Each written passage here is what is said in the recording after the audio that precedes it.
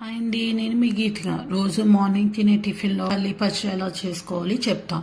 పల్లీలు కొబ్బరి పచ్చడి. ఓకే, దీంట్లో 2 టేబుల్ స్పూన్ నూనె వేసుకొని దాంట్లో 2 పచ్చిమిర్చీలు అండ్ మీకు కావాల్సినన్ని పల్లీలు వేసుకొని చక్కగా చిన్నగా మీడియం ఫ్లేమ్లో పెట్టుకొని వేపుకుంటూ ఉంటే మీకు పల్లీలు అనేది మంచిగా ఎగుతాయి అన్నమాట. ఈ లోపల ఫస్ట్ టైం నా ఛానల్ చూస్తుంటే కనుక నా ఛానల్ సబ్స్క్రైబ్ చేసి నా వీడియోస్కి లైక్ కొట్టండి నచ్చితే. సో చూస్తున్నారు కదండి, చక్కగా వేపుకుంటున్నాను. సో ఇలా పల్లీలు మంచిగా వేగితే ఏంటంటే మీకు పచ్చడి అనేది టేస్ట్ ఉంటుంది. మీరు హై ఫ్లేమ్లో పెట్టుకుంటే పల్లీలు అనేవి మీకు లోపల ఏగవన్నమాట, పచ్చి పచ్చిగా ఉంటుంది. సో ఇలా వేపిని కొంచెం పక్కన పెట్టుకొని ఇప్పుడు కొబ్బరి తీసుకొని ఆ కొబ్బరిని చిన్న పీసెస్గా కట్ చేసుకుందాం. దీంతో పాటు కొంచెం చింతపండు తీసుకొని నానబెట్టుకోండి.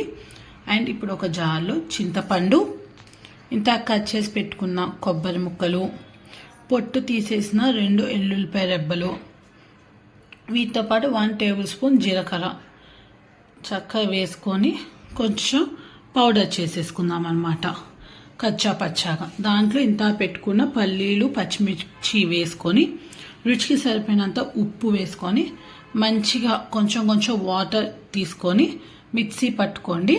పచ్చడి మరీ లూజ్గా పట్టకండి, కొంచెం చిక్కగా ఉంటే బాగుంటుంది. ఇప్పుడు మళ్ళీ కళాయిలో 2 టేబుల్ స్పూన్ ఆయిల్ అండ్ కొంచెం ఆవాలు, శనగపప్పు అలా తాలింపు గింజలు వేసుకోండి. 1 టేబుల్ స్పూన్ అవసరం లేదు, ఒక 1/2 టేబుల్ స్పూన్ తాలింపు గింజలు వేసుకొని కొంచెం ఎండుమిరపకాయ అండ్ 1 రెబ్బ కరివేపాకు వేసేసుకొని కొంచెం అలా ఫ్రై చేయండి.